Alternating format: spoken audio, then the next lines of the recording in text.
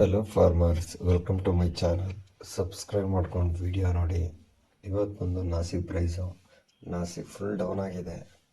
ಬನ್ನಿ ನೋಡೋಣ price.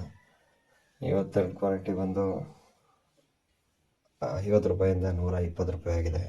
50 rupees to 120 rupees. ಹಾಗೆ ಸೆಕೆಂಡ್ ಕ್ವಾಲಿಟಿ ನೋಡೋಕೆ ಬಂದರೆ second quality 130 rupees to 170 rupees. 130 ರೂಪಾಯಿಂದ 170 ರುಪೀಸ್ ಸೆಕೆಂಡ್ ಕ್ವಾಲಿಟಿ.